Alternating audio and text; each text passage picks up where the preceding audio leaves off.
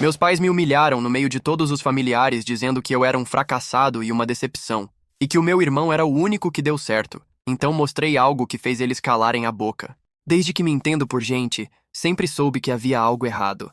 Meu irmão Lucas era a estrela da casa, o menino de ouro, o milagre que meus pais tanto ostentavam. Já eu era o acidente, o erro que eles toleravam por obrigação. Cresci escutando que eu deveria ser mais como ele. Lucas tirava um 7 e ganhava presente. Eu tirava 9 e escutava. Fez mais que sua obrigação. Na escola, minha mãe nunca ia às reuniões comigo. Sempre inventava uma desculpa.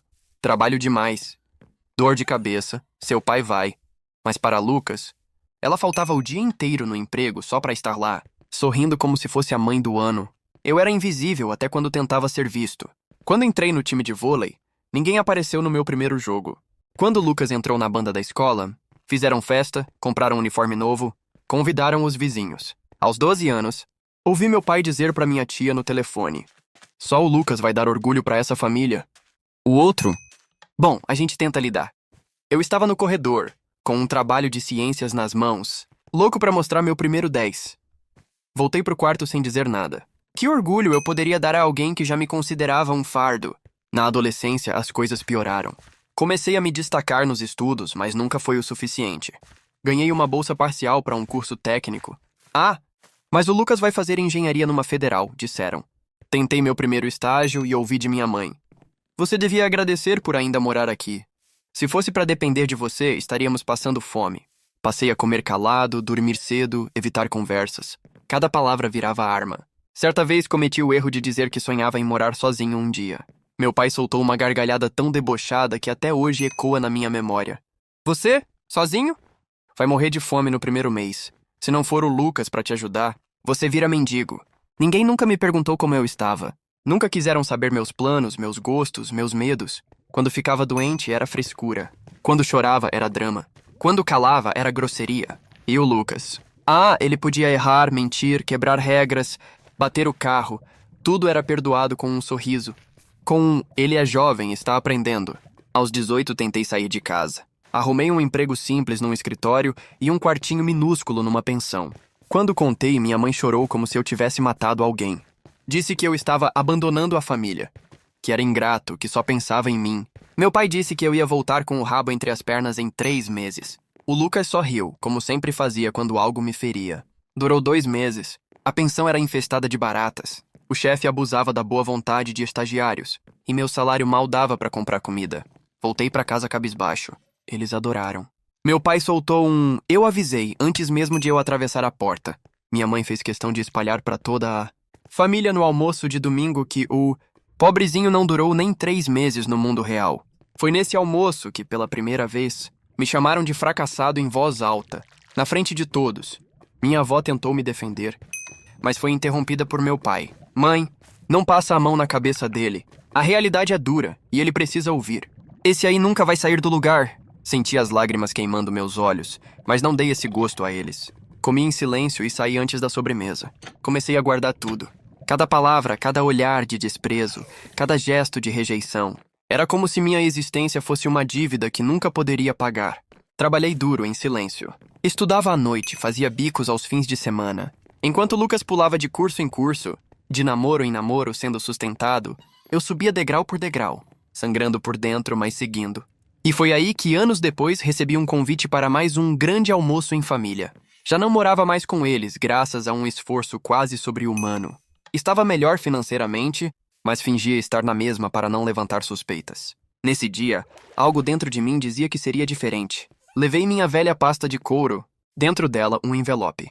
Um envelope que daria início ao fim. O almoço de família estava no mesmo tom de sempre. Os holofotes em cima do Lucas. Meu irmão havia conseguido um cargo incrível. Graças a um contato do meu pai, uma vaga arranjada. Como sempre foi. Todos batiam palmas, brindavam, elogiavam. Eu, como de costume, fui praticamente ignorado. Só perguntavam: "Tá trabalhando ainda naquele lugarzinho, né?" Com desdém disfarçado de interesse. Eu sorria, calmamente, esperando. Minha mãe fez um brinde. Dedicou a Lucas. Meu pai aproveitou para soltar mais uma pérola. Nem todos aqui têm o que comemorar. Mas pelo menos temos um filho que deu certo. As risadas foram altas. Minhas mãos tremiam sob a mesa. não de raiva, de antecipação. Foi então que tirei a pasta do lado da cadeira. Abri lentamente e coloquei o envelope branco sobre a mesa, empurrando na direção dos meus pais. Acho que está na hora de vocês verem isso, disse num tom tranquilo. Minha mãe pegou o envelope, meio confusa. Meu pai tirou os papéis e começou a ler. No início, a expressão era de desinteresse, mas à medida que os olhos corriam pelas linhas, a cor de seus rostos foi mudando. Minha mãe franziu a testa. Meu pai arregalou os olhos. O silêncio caiu sobre a mesa. Todos perceberam a mudança de clima. Isso é verdade? Minha mãe gaguejou. Cada palavra, respondi. E cada número também. O envelope continha documentos, extratos bancários, registros de empresa, escritura de um imóvel e um contrato com uma multinacional. Tudo em meu nome. Eu havia construído meu próprio negócio do zero. Não só estava bem, como era dono de uma empresa sólida, lucrativa e em expansão. Nos últimos 2 anos, meu faturamento superou 6 dígitos. Eu, o fracassado, tinha vencido. E escondi isso deles porque sabia o tipo de sangue que corria nas veias da minha família. Meu pai soltou o papel como se queimasse. Por que esconder isso da gente? Ele perguntou, mais ofendido do que orgulhoso. Porque vocês nunca se importaram, respondi. E porque agora vai começar o que vocês realmente merecem. Vi o pânico se instalar nos olhos da minha mãe. Como assim? Cruzei os braços. Vocês me humilharam por anos, me diminuíram, me fizeram acreditar que eu era inútil. Vocês construíram o ego do Lucas com tijolos feitos do meu sangue. E agora?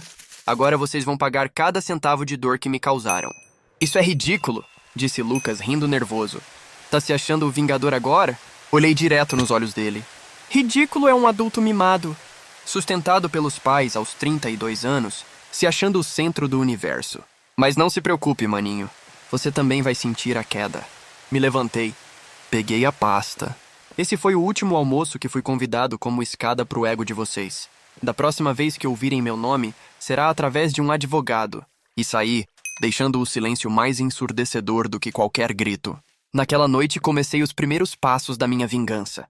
Tinha planejado tudo em segredo nos últimos meses. Minuciosamente, com paciência.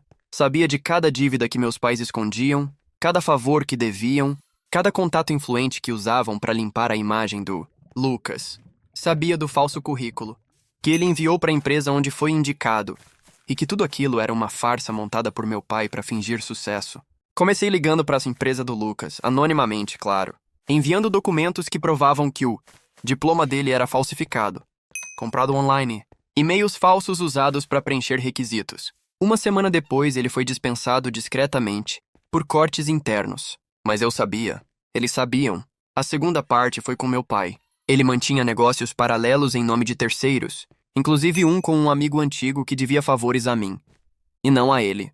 Bastou uma conversa para que alguns documentos aparecessem e fossem enviados ao setor de fiscalização local. Em menos de um mês, uma investigação começou a cercá-lo. Minha mãe sustentava uma pose de moralista. Era membro de um grupo religioso, pregava sobre honestidade e família, mas eu sabia que desviava doações para fins pessoais. Também sabia quem descobriu isso. E quem poderia provar?